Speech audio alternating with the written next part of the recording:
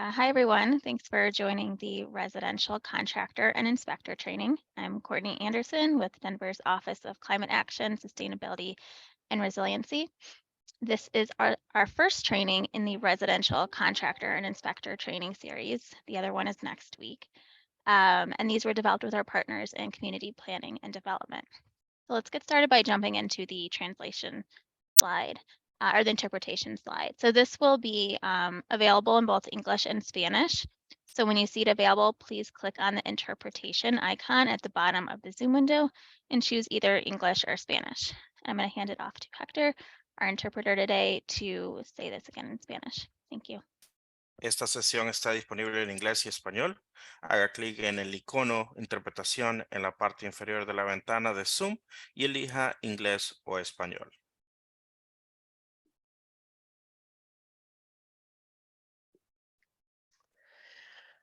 Hello, I'm Rachel Vernazan, a member of the Energy Review team in Community Planning and Development, and I'm happy to welcome you to today's presentation on the considerations for contractors and inspectors on the residential provisions of the Denver Energy Code.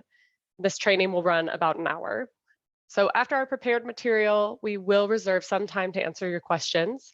So you may submit your questions throughout the presentation using the Zoom Q&A feature.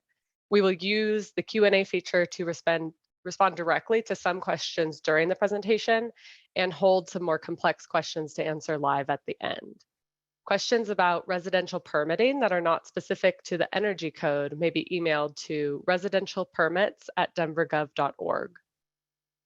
During the live Q&A session, our moderator will read aloud submitted questions so our panel from Community Planning and Development can respond. And if we are unable to get to all the questions during the session, we will follow up with responses by email.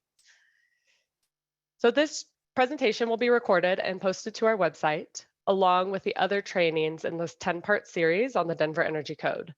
Today's training is part 1 of 2, targeted to residential contractors and inspectors. Please join us next Thursday, June 29th, for part 2, which is our final training in this series. And if you have missed any of our other previous trainings, I invite you to watch the recordings on our website and spread the word by sharing what you have learned with your colleagues and other interested people. Continuing education credit is available for people who attend the full session. If you called in by phone and want credit, please email tom.gleason@denvergov.org. Next slide, please. This timeline recaps Denver's plans and goals for reducing greenhouse gas emissions from residential buildings. The 2022 Denver Energy Code became effective on May 1st of this year and is just one step in a series of steps moving us towards our ultimate goal of zero greenhouse gas emissions. Energy efficiency is very important, but it alone does not achieve this goal, and it will take a combination of efficiency, electrification, and a greener grid. This means we all have a part to play in making these changes, and we have time to accomplish them incrementally. The Denver Energy Code is grounded in input from a wide variety of community members and stakeholders, and we would like to thank all who contributed. Next slide, please. You can find the full 2022 Denver Energy Code at denvergov.org/building code. A second printing of the full 2022 Denver Building and Fire Code, which includes the Denver Energy Code, was approved this week by City Council and is available on our website. This includes some updates that were primarily housekeeping, and the relevant content has been incorporated into these trainings. But please take a look at the second printing to make sure that you are referencing the most up-to-date version of the code. I also want to mention that Denver-specific ComCheck and ResCheck are anticipated to be available this fall. Next slide, please. You can find a wide array of additional resources at our Net Zero Energy Hub at denvergov.org/energycode. A recording of this training and others in the series will be published on this page, along with the resources on specific provisions and compliance options. And resources are being added continually, so please check back regularly to see the latest. Next slide, please. You will hear us use a single reference to a code section in the 2022 Denver Energy Code. And this is because the 2022 Denver Building and Fire Code adopts the base codes as reference. It is good practice to check Denver's code first to see if there are deletions or modifications to a section, then reference the base code. Additionally, Chapter 11 in the Denver Residential Code is replaced in its entirety by the residential provisions of the 2022 Denver Energy Code. So now let's jump right into the bulk of today's presentation. Tom Gleason with the Office of Climate Action, Sustainability, and Resiliency is our moderator, and Robbie Schwartz with Build Tank is our presenter. So take it away, Robbie. Thanks so much, Rachel. And thanks for everybody for joining us today. I'm actually going to turn off my video until the end of the presentation so that you can concentrate on the slides. But I wanted to make sure you knew who was talking to you there. So again, welcome to this presentation on the Denver Energy Code with regards to specific considerations for contractors and inspectors. We'll be going over permit considerations, required inspections and third-party inspections and testing. Installation requirements will be a lot of it, and then we'll look at some final considerations as well here. Before we get going, we really need to take a moment to review how Denver defines residential buildings. So residential buildings are detached 1- and 2-family dwellings and multiple single-family dwellings such as townhouses, and group R3 and 4 buildings that are 3 stories or less in height above grade. So the residential provisions of the 2022 Denver Energy Code apply specifically to residential buildings, which is why we need to understand this definition in its entirety. You may notice in the lower left-hand corner of the slide that the definition is actually located in the commercial section of the Denver Energy Code. And it's located there because there are residential buildings like apartment buildings that are over 3 stories tall that must comply with the commercial provisions of the Energy Code, not the residential provisions of the Energy Code. Now, another definition that we need to understand is new to the 2022 Denver Energy Code, which is the definition of all electric properties. In the city's effort to promote the electrification of homes, this definition is used in several places in the code where compliance for all electric properties differs from non-all electric properties. So an all-electric property is a property that contains no permanently installed equipment or appliances that utilize gas or gas equipment for combustion within the building or on the site. The exception here is for emergency power systems and standby power systems, such as a gas generator. So we should note that there's no exception for a gas fireplace, indoors or outdoors, or a connected gas barbecue, for example, there. So the city of Denver uses a variety of options to demonstrate compliance with the Denver Energy Code. There are 2 options within the prescriptive path and 2 within the performance pathway options here. So please review the specific prescriptive and performance compliance trainings that were done earlier this month, and they are located on the city's website, so you can go there and review those specifics later on here. Now, complying with the Denver Energy Code requires thinking about the project as a whole, or in what we call a synergistic way. So for instance, if we are determining the window to floor area and then the window U value and solar heat gain coefficient and their impact on mechanical equipment capacity and efficiency, we need to do that early on in the process and think about how all the contractors are needed to take part in that design process. So through the design process, the design team has weighed options and specifications to meet the performance requirements, whether this is through the prescriptive path and the R408 additional energy credits, or with the detailed energy modeling that's done through the performance pathways. Therefore, I would always advise to always build to the construction documents. They are your true guide there. And when this is not possible and substitutions are needed, you will need to contact the design team and the energy modeler in some cases in order for the design team to do a full evaluation of any change that's made in the field. Generally speaking, if your specifications increase the R value and U value of the performance of a specific assembly that might be modified, the house should be okay. However, doing a full evaluation with the energy modeling is if needed, is always recommended so that there are no surprises that come up during construction. So remember, an evaluation may be required also by the city of Denver, depending on the significance of the specification change that happens kind of on the fly in the field there. So for example, significant deviation from the permit documents may require modified drawings, modeling, an updated compliance document, also may be required to be submitted and reviewed by the city of Denver.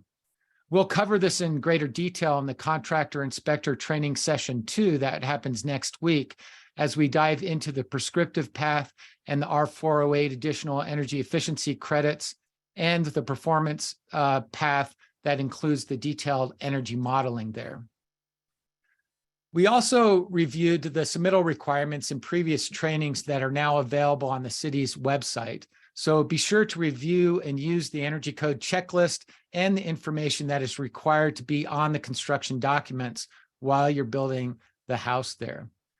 There is some specification information that is required to be on the construction documents that include the Energy Code compliance pathway that's being used, area weighted U factor and solar heat gain coefficients calculations for the window requirements, the HVAC designing of the systems there that are going to be installed, air sealing details, which we'll talk about more specifically later on here today, and the window to floor area calculation to determine the required U factor of the windows that need to be installed in that house. So you want to look at those construction documents for those details. During this process of thinking about the construction of the project and creating the specification and construction documents for submittal, we recommend clearly defining the compliance pathway that's going to be used if the project is an all-electric project or a non-all-electric property and project, if the project will have to comply with the additional efficiency package options in sections R408 or not, and how the project needs to address the Denver Energy Code specific considerations, such as on-site power renewables that might have to be installed, EV charging, electric vehicle charging, electric readiness, and water heater locations. And we'll be talking about some of these things in more detail as we move to the end of this presentation. So next, I want to talk a little bit more about permit considerations for the house. There is a process called quick permits, and quick permits are trade-specific permits that can be issued without the need for a plan review. Now, some things to remember when considering using a quick permit for your project are that structural work, any type of structural work, cannot be permitted as a quick permit. But generally, HVAC, mechanical, electrical, plumbing, roofing, and siding are examples of project categories that could utilize a quick permit. Most electrical work in a single family and duplex structures can be issued as a quick permit. And if the utility service, especially if the utility service is rated at 200 amps or less. However, contractors may be required to provide dwelling unit electrical load calculations for projects issued as a quick permit. So you'll need to keep that in mind. Another permitting issue to remember is that the city of Denver is now using the Solar App Plus to aid in processing solar PV applications as a quick permit. So you should become familiar with this solar app while you're permitting your house for the city of Denver's building permit. Next, I want to talk a little bit about required inspections. So obviously, construction or work for which a permit is required is subject to inspection and must remain visible and accessible for inspection during the phase of construction. With the implementation of the Denver Energy Code, field inspectors, whether they are approved third-party inspectors or City of Denver inspectors, need to review the permit scope of work. This is the information that the plan review team is taking from the construction documents and specifically noting on the permit scope of work field. The permit scope of work will clearly define the compliance path option used by the project, the additional energy features that may need to be inspected, renewable energy system information, and if the project is an all-electric property or not, for example. So it's really important to take a look at that field on the permit. The Denver Energy Code requires a number of inspections that are outlined in section R 105.2 and reviewed quickly on this slide. As you can see, the required inspections are specific to the energy and performance of the house. And we're looking here specifically at framing, rough-in, and mechanical rough-in inspections. So, for example, checking insulation, installation, the R value that's been installed, air leakage controls, HVAC equipment installation, duct leakage, et cetera, et cetera, et cetera. Remember that this is important to keep the labels on the windows until the inspector has had the chance to verify the fenestration U value or U factor and solar heat gain properties. And if you're using the ERI compliance pathway, it's also important to keep the appliance energy efficiency labels in place until they've been inspected and taken into account in the confirmed energy model. There are a number of compliance inspections and reports that are required to attain the certificate of occupancy, including the blower door testing and potentially duct leakage to outside testing reports, as well as the performance path confirmed performance compliance report. And lastly, there is a new construction waste, recycling, and reuse compliance form that you need to become familiar with in order to obtain your certificate of occupancy. I want to be sure you know that section R 105.4, approved third-party inspection agencies, has been amended in the Denver Energy Code. If using an approved third party, ensure that they have access to the building permit so that they can better understand the scope of inspections and the compliance options that are been chosen for this particular project or house. The third parties play an especially key role in projects following either one of the performance compliance-based pathways. Often the third party will be an energy rater who will have to inspect during the course of construction in order to be able to create the confirmed compliance documents needed to be turned in for the certificate of occupancy to be released. So if you're relying on an approved third party, be sure that the third party is actually approved and that they fully understand code compliance inspections versus inspections that are needed to develop the energy modeling itself. They are kind of two different things there. Projects following the total performance or energy rating index compliance pathway are eligible for a discount of $150 on permit fees if they are going to use an approved third party. Projects must submit the homeowner energy rater verification form with the permit application, and the third-party inspector must complete and submit an energy rater inspection form before final inspection. These documents are available within the residential Denver Energy Code submittal policy pages on the City of Denver's website.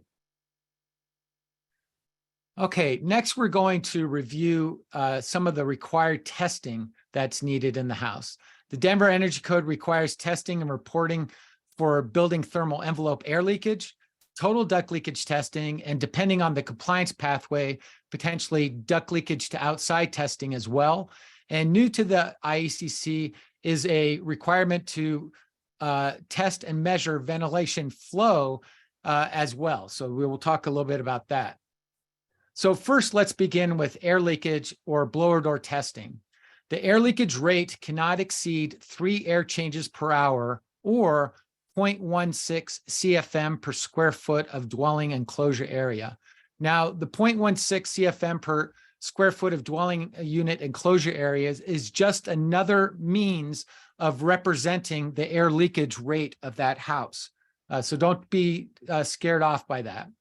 Because air leakage or air changes per hour is a volumetric measurement that can potentially make compliance more difficult, if your project is building attached dwelling units, such as townhouses or duplexes, or buildings that are less than 1,000 square feet, they are allowed to test to 0.22 CFM per square foot of dwelling unit enclosure area.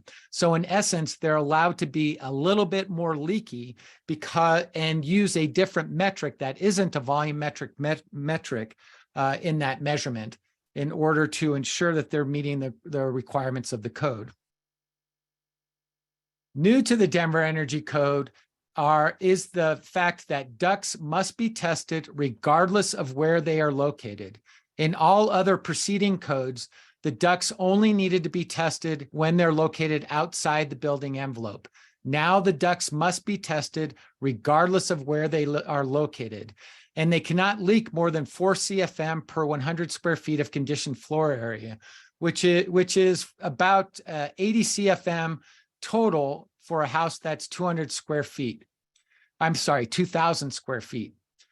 If testing without the air handler in place, you must test both the supply and the return side of the system separately. The total of the supply and return leakage can't be more than 3 CFM per 100 square feet of conditioned floor area. If you're testing an HVAC duct system serving less than or equal to 1,200 square feet of conditioned floor area, the total duct leakage can't be more than 50 CFM of leakage total. And lastly, when using the total building performance or energy rating compliance pathways, and you want to trade off tight duct systems that don't leak to the exterior for less R value in an assembly, for example, you'll have to do a duct leakage test called a duct leakage to outside test in order to input that information in the energy model and get that energy modeling trade-off credit there. Okay, so this is the new requirement with regards to ventilation. So ventilation flow rate testing is also new to the IECC and also the Denver Energy Code. So you need to be sure to point this out to the design team, builders, and trade partners, as if the system fails and if the system fails to pass the test at the final stage of construction, the reality is that it's really difficult to fix at that stage. Therefore, I recommend upgrading to better performing ventilation systems and taking more care with the installation of the duct systems that are connected to that ventilation system. This makes tons of sense when energy specifications and installation details are selected and created for your particular project. You'll see here that energy code inspections are focused more and more on house performance and how specific assemblies and specifications are installed in order to achieve that performance there. So the questions that we need to think about are when we inspect a home is basically that we need to think about 2 phrases when we're inspecting the houses. And these 2 phrases are, to begin with, is the item there that I'm inspecting for?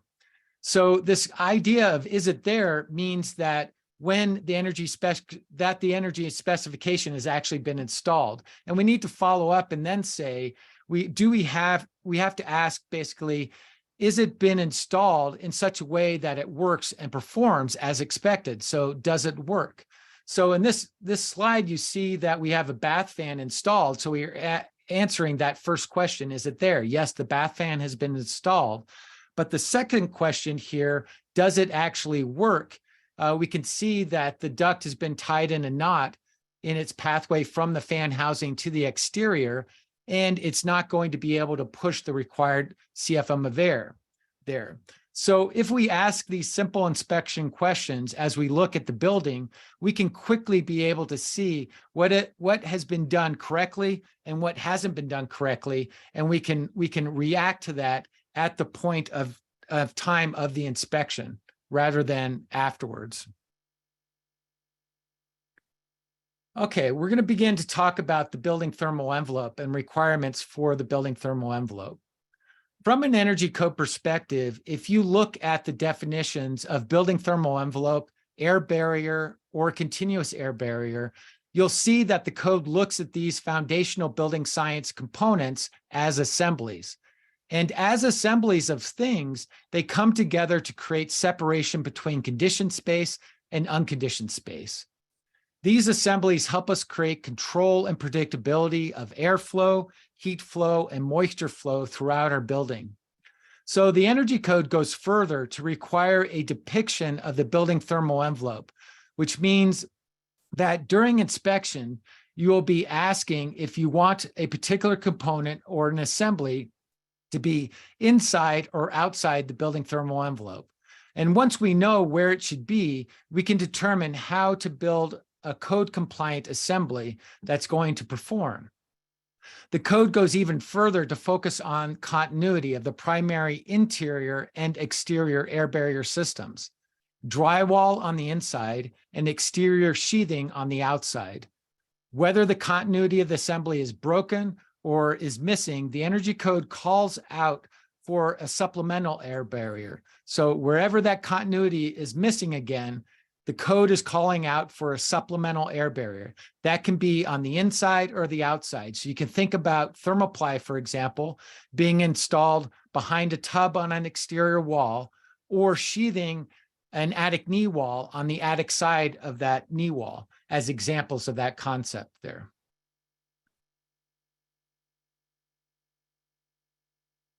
The energy code is also all about protecting the integrity of the building thermal envelope. And because the building thermal envelope is created by that continuity principle of the air barrier and thermal barriers continuous alignment to separate conditioned space from unconditioned space, the code also addresses the installation specific components that create that envelope.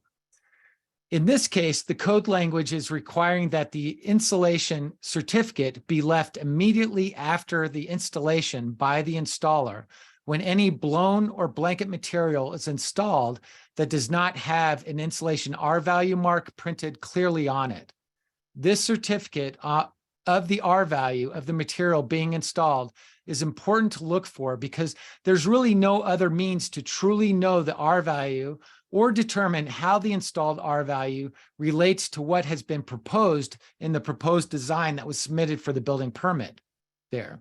So ensure that if you're using any type of blown product or material that doesn't have a clear label on it, R value label on it, that you get this certificate that certifies the installer's installed R value. The IECC and the Denver Energy Code require that the insulation be installed in accordance with manufactured installation instructions. Other installation requirements are specifically called out within the body of the code. The Denver Energy Code also requires that insulation be installed per the ResNet Grade 1 insulation installation standard. And that standard requires the elements that are listed on this slide, including fully filling the cavities from side to side, having continuity of the thermal boundary and the air barrier systems with no gaps, voids, or compressions in that installation. Now, generally speaking, fibrous insulation like fiberglass, cellulose, rock wool, those types of insulations are harder to install. And so you'll really want to pay attention to how they're installed and if they meet these requirements. The majority of the language mandatory and prescriptive, these labels are no longer used in the 2021 IECC. All the requirements are just identified as requirements and are also identified within each compliance pathway specifically. The majority of the requirements are required regardless of the compliance pathway used, but you should make sure to become familiar with the requirements of the pathway that you choose to use. For the prescriptive compliance options, these requirements are outlined in sections R401 through R404 and the additional energy efficiency options in sections R408. For the two performance options, the section R401 through R404 requirements are listed in tables that are in each sections and of the code there. And these tables are the R405.2 and R406.2 tables in the energy performance, building performance pathway of the code and the energy rating index pathway of the code. Also, you should remember that the additional energy efficiency options in sections R408 are not required when using a performance compliance option. Now, this prescriptive compliance option is using the R value and U factor table requirements. The table on the slide is not the complete table, and it only highlights some of the major changes to the R value and U factor requirements made in the code adoption there. So you want to make sure you go and look at the full complete table in the body of the code. Also, remember that the total UA alternative allows for basic R value and U value trade-offs, which was explained in more depth during the prescriptive training that was recorded and is available on the city's website. Lastly, be sure to always use R values on all confirmed construction drawings, except when addressing window performance specifications, which use the U value metric there. Next, we're going to talk about section R402.2, specific installation requirements. This is one example of building envelope requirements that have to be implemented in the field. So they also may be required to be on the construction documents regardless of the compliance path chosen. So you want to look at that as well. There are 12 requirements in this specific installation section of the code that involve R value installation requirements, depending on if your assemblies match the section of code being discussed. The IECC and/or the Denver Energy Code amended this section that are highlighted in blue here on this slide. So although it's good to review all of these sections, pay particular attention to those sections in blue that potentially are new here. Now, ceilings with attic spaces is the first assembly addressed in this specific installation requirement. And it says that an R49 shall be deemed to satisfy the requirements of R60 wherever the full height of uncompressed R49 insulation extends over the wall top plate at the eaves. This reduction in R value is only allowed when using the R value table compliance pathway. That's R value table R402.1.3. You can't use it when using the U factor table or when using the total UA alternative or the performance modeling approaches for compliance. This is because trade-offs are determined through the energy modeling when using those other compliance options there. You will notice that there's an insulation requirement and an R value requirement in this section here. The R value requirement can be reduced when using the R value table because of this section of code. And as it describes, you can go from a 49 to a 60 if you follow those requirements.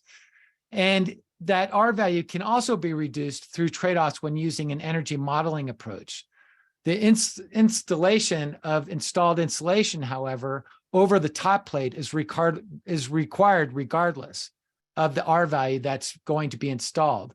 And this may mean that you will need a raised hill truss in order to get that full height of insulation over the top plate. Or it may mean moving away from the R value table compliance pathway so you can trade off less insulation over the top plate.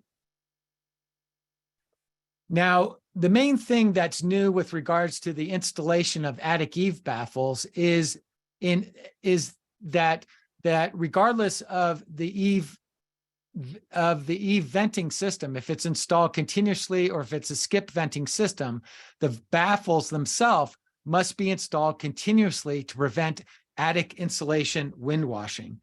And that's why I wanted to bring this up. The requirement in the floor section really hasn't changed, but the section has been reorganized so that the requirements are more understandable. I've always had to read through this several times to understand what's actually required here, and I imagine that you probably will as well. So we hope that the way it's been reorganized will make it much more understandable. In addition, you should know, especially if you're an inspector, that option 2 and 3 are very difficult to inspect in the field. So you should be prepared for that. Now, basement wall section here does a really great job of clearly defining how to insulate conditioned versus unconditioned basements. In addition, for conditioned basements, this section now addresses how to insulate from the inside or from the outside of the foundation wall.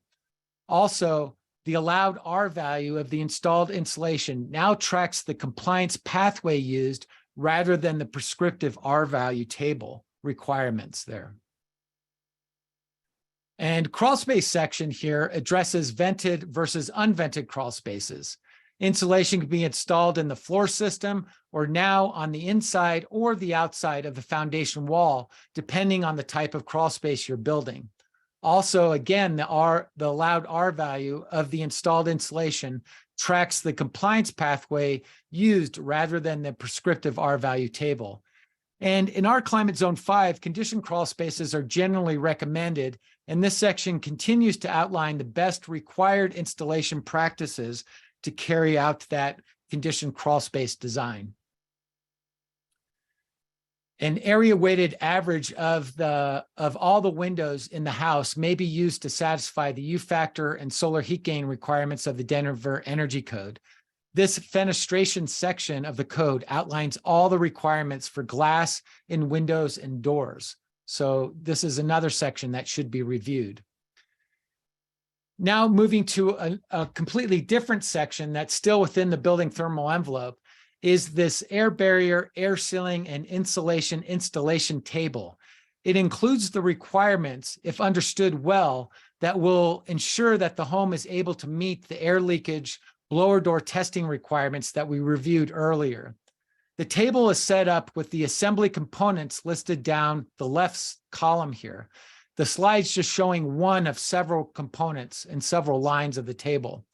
The air barrier and air sealing requirements are listed in the middle column, and the insulation installation requirements that go beyond the manufacturing instructions and the ResNet standard grade 1 are listed in that right-hand column there. The air barrier, air sealing, and insulation installation table has been substantially amended in the 2022 Denver Energy Code and should be reviewed in its entirety. This slide lists out all of the assembly components covered by the table. Remember that the continuity of the air barrier in the building thermal envelope is required regardless of if a component assembly has been specifically addressed in this table or not. So it's best to think of this table as examples of what has to be addressed most often. But in reality, the entirety of the continuous air barrier system must be maintained throughout the house. Remember also that air barrier is, as a term, is defined in the code, and the definition reflects the assembly's belts and suspenders approach to creating an airtight building envelope. In other words, the components of the assembly work together in this synergistic way to create that airtight building envelope that separates conditioned space from unconditioned space and allows us to gain that control and predictability we talked about of airflow, thermal flow, and moisture flow inside of our houses. So here's an example of how critical continuity is. The first thing we need to do when we're looking at pictures like this or at assemblies like this is realize whose job about 90% of the air barrier details are, meaning that we need to train framing crews to be able to see and visualize problem assemblies that can critically impact the building thermal envelope's air barrier assembly systems there. In many cases, if the framing of the assembly is not sequenced correctly, it's very difficult to correct and will lead to problems throughout the house, let alone code compliance inspections. In this case, the proper sequencing is to fully sheathe the house and fully install the weather-resistant barrier, and then install the front entry porch roof system so that the continuity of the primary exterior air barrier and water control layer can be maintained. Otherwise, the floor system within the house will be permanently connected to the outside. Remember, if we ask those questions during the inspection process, is it there and does it work? And also, should this assembly be inside or outside the building thermal envelope? We'll know quickly if the assembly was constructed correctly to meet the intent of the code and create that continuity of the building's thermal envelope. In this case, you can see that the floor system is connected to the outside, and it would have failed that question. The general component section of the air barrier, air sealing, and insulation installation table touches on overarching air tightness concepts, such as never use air permeable insulation as an air sealing material. You'll see in this slide that that air moves through those types of materials and just turns the material black as it filters dirt out of the air moving through the material.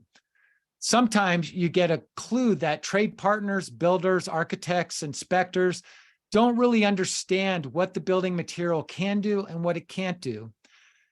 It is all our responsibility to help train those involved in the construction process of our modern homes. And in this example, fibrous insulation is not an air barrier, even though I can't see through it and there's no visible hole there.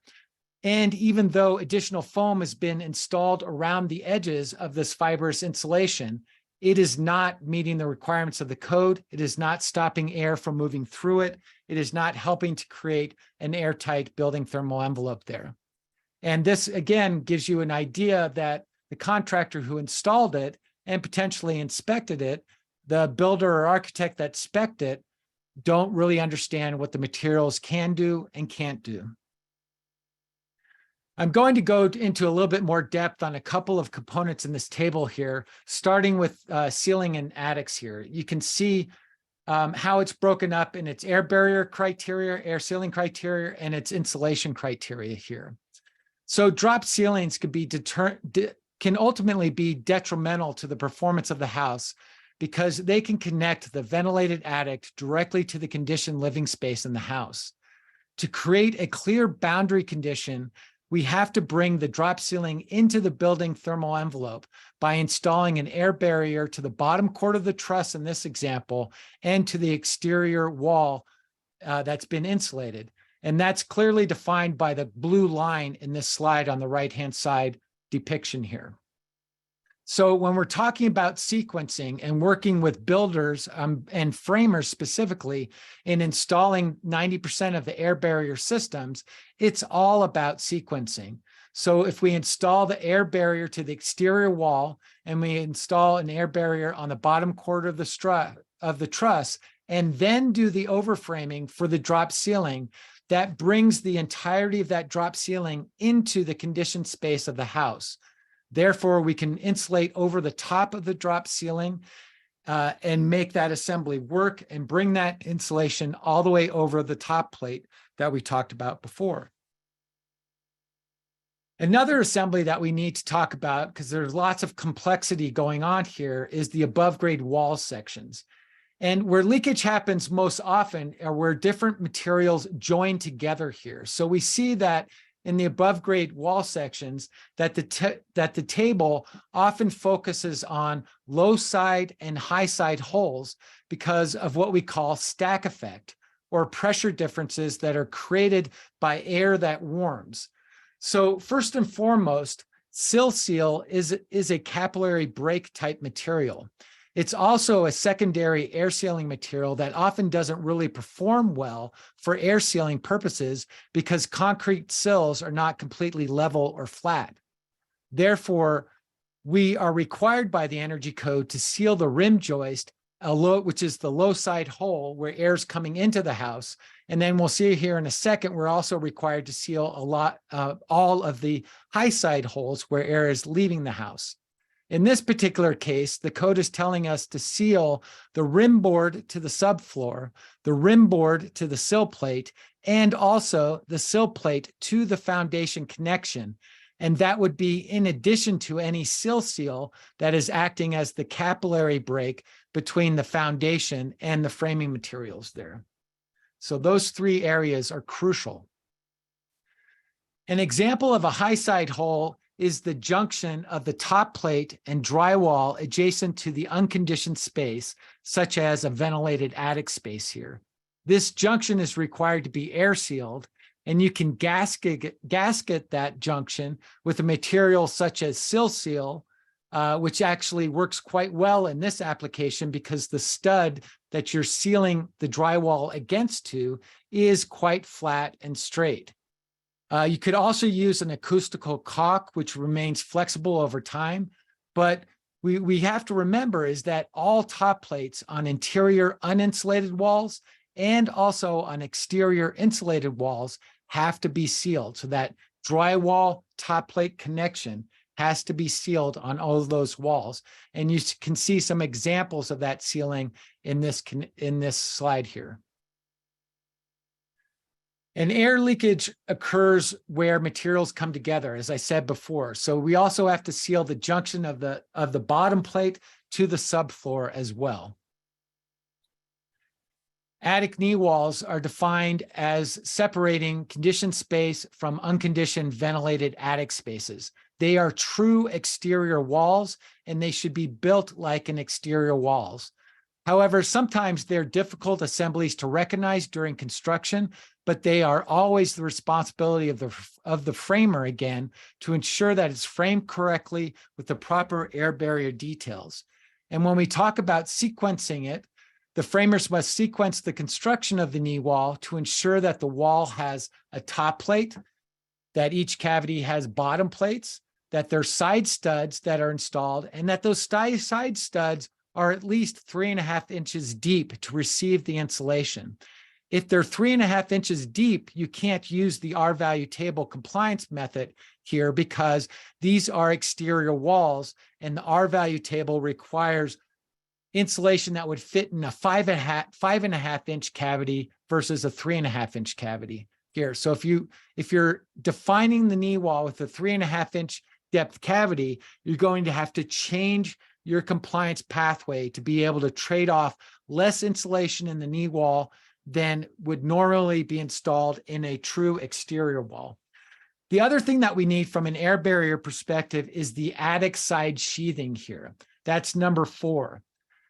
If this is all installed properly, the assembly will now be ready to receive insulation, and then the drywall would be the 6th side of the assembly here. So you may hear in the field more and more about this notion of 6-sided enclosures of fibrous insulation. This is what is needed in order for fibrous insulation and especially air permeable insulation to perform correctly inside of a cavity there. Mostly, these are examples of problem knee walls and air barrier installation problems. Only the picture in the top left corner has all the required framing that's needed to have a successful knee wall assembly here. We have top plates, we have bottom plates, we have side studs, we have attic side sheathing, and then it's ready to get insulated, and drywall would finish out the assembly here to give us a 6-sided assembly that is enclosing fibrous air permeable insulation here. Moving on, and also new to the Denver Energy Code, is that all corners and exterior walls must be insulated with material having a thermal resistance of not less than R3 per inch. This is different than what's required in the 2021 IECC. And in essence, again, all corners must be insulated.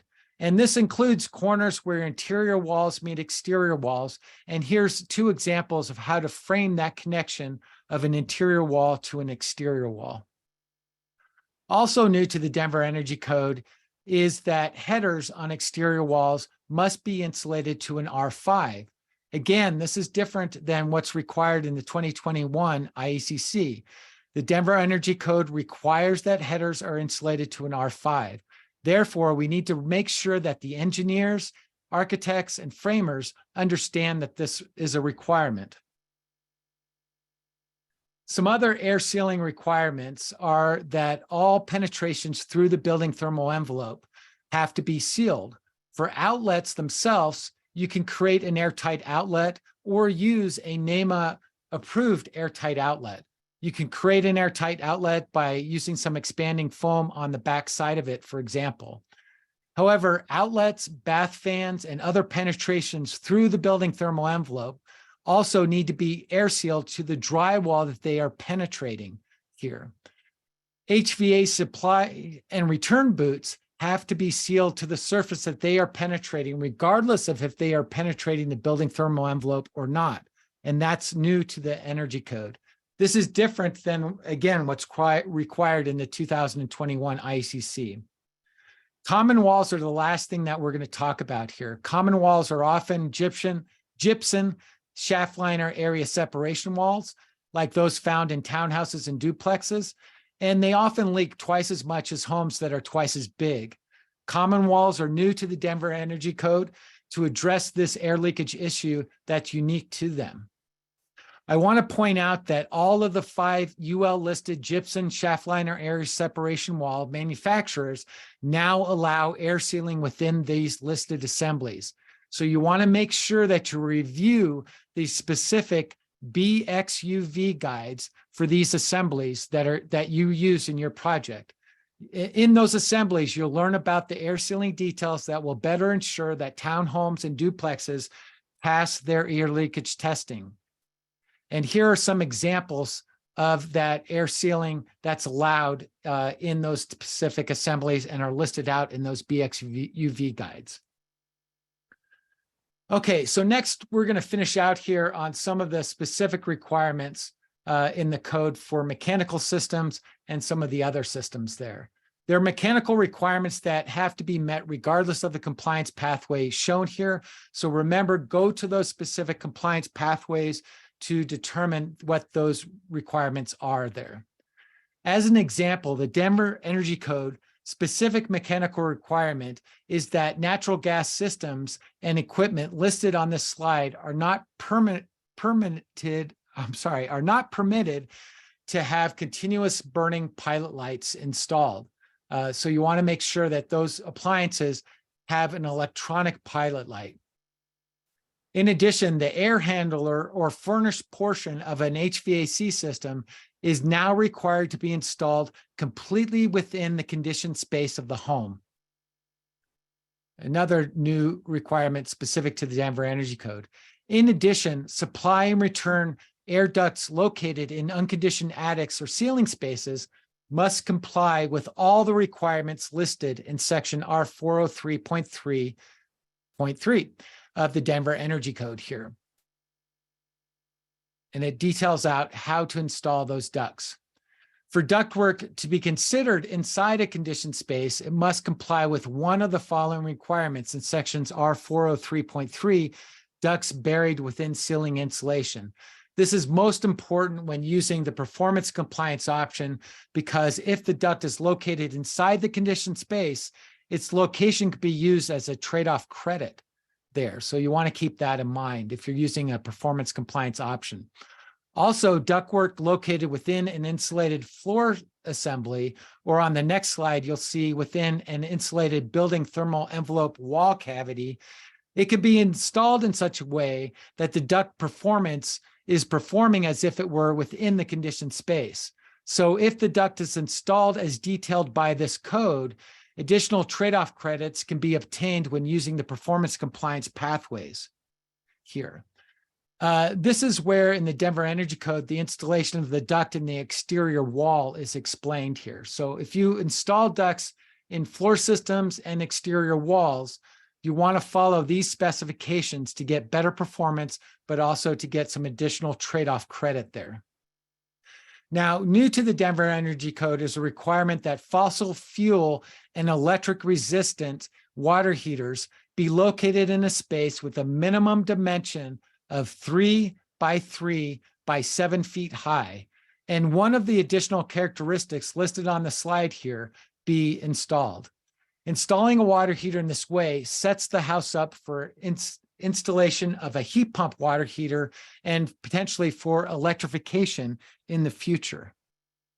And so you'll see a number of occasions where the city of Denver is trying to incentivize electrification or prepare for electrification in the future. Also new to the Denver Energy Code is the requirement that electric storage water heaters have demand response controls that are listed for participation in a utility demand response program that is served by the building. So you want to check with Xcel Energy about what demand control works best with their systems that are coming down the pike here. This needs to be taken obviously into account during the procurement phase of the water heater and the specification and design phase as well. Lastly, bathroom and powder room exhaust systems have to have intermittent operations and must be provided with a manual on control system and one or more of the following items listed on this slide. Okay, next let's look at power and lighting systems. Again, you'll want to look at the specific requirements for your compliance option and review those, as they might be slightly different for each of these systems that we talk about. Some of the systems that have to be that are detailed out differently in the Denver Energy Code and the 2021 IECC, and that are new here, is that the code now requires that all permanently installed light fixtures contain only high efficacy lighting sources. So a high efficacy lighting source basically is an LED lighting. So in essence, 100% of the lighting in the house needs to be an LED lighting source. In reality, the exterior lighting requirements in this section of the code only apply to multifamily buildings that are considered commercial under the Denver Energy Code. So there are residential requirements that would be for multifamily buildings. And those residential building types are 3 stories tall or higher. For interior lighting, all permanently installed lighting fixtures must be controlled with either a dimmer switch, an occupant sensor control, or other type of control that is installed or built into the fixture itself, with the exceptions that are listed here on this slide. And exterior lighting controls are now also required on exterior lighting where the lighting power is greater than 30 watts. So this is also new to the Energy Code, where in the past we never had any requirements with regard to outdoor lighting. Now there is this requirement. Electrical vehicle charging stations are not new to the Denver Energy Code. You must provide a minimum of 1 EV-ready space for each new dwelling unit, new garage or carport, or new on-site parking space. And the code further outlines the infrastructure that's needed to be installed with that parking space. Now, the City of Denver is working on a policy statement to further clarify the requirements for electric-ready infrastructure that must be installed. In general, the building needs to be ready for electrification in the future by installing outlets in or near the furnace, the hot water location, heater location, or at the stove or cooking area. The updated policy statement itself will be posted on the Building Code website as soon as it's completed here. Here's an example of electric ready requirement. Basically, the builder or the design team will need to identify an equivalent piece of electric equipment that serves the same purpose and meets the needs of the house for each fossil fuel mechanical equipment or appliance that is installed. That's a lot of work. You have to identify that. And in addition, the building team may be asked to provide justification for the selection that's been made. So for example, you may have to provide a cut sheet, a load calculation, or some other type of documentation to justify your choice. The solar ready requirement is also not new to the Denver Energy Code. It was first put into the codes in the 2019 Denver Energy Code. This electrification ready state requirement states that all new detached 1- and 2-family dwellings and townhouse projects with optimal orientation or low slope roofs over 600 square feet must provide a zone that is ready for future installation of solar voltaic or PV systems there. There are a number of other solar ready requirements and exceptions that should be taken into account and you need to become familiar with. So ensure that you've taken that into account and that you review this section of the code so that you have no problems at permit submittal time or during the construction process of your house. There's now a requirement that new dwelling units install a minimum size on-site renewable energy system as well. These minimum on-site renewable requirements and exceptions to the requirements were reviewed in more detail during the first design review training, and I recommend reviewing those slides as well as the body of the code language itself. Remember that these renewable energy products cannot be included in the energy modeling calculations for performance compliance when you're using the building performance or the energy rating index pathways through the code, that roof areas that are shaded more than 70% of the daylight hours annually may not be used, and that projects that comply with this provision are exempt from the R404.6 solar ready zone requirements because obviously you're installing a minimum amount of PV on the house or solar on the house. Also, I wanted to show you an example of the solar PV calculations that will have to be done for each project and provide that properly size the minimum on-site renewable system itself. Now, we don't have time to go through this in any detail, but I want to remind you that this presentation will be on the City of Denver's website, and you can review it later on here.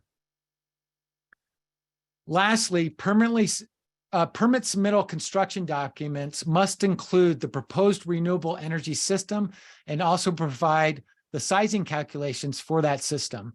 In addition, remember that separate permitting is required for renewable energy systems. For the inspectors out there, remember that the permit scope of work will list the proposed renewable energy system that's installed, and that the renewable energy system must be installed and inspected before the certificate of occupancy is issued. Okay, let's look at some final considerations and close things out here.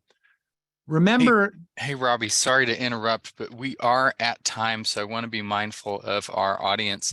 Do you think we could jump to key takeaways real quick and then close out? And for anyone who has to jump off for a hard 2 o'clock stop, we will post this on our website, and we thank you for sticking with us through all this good content.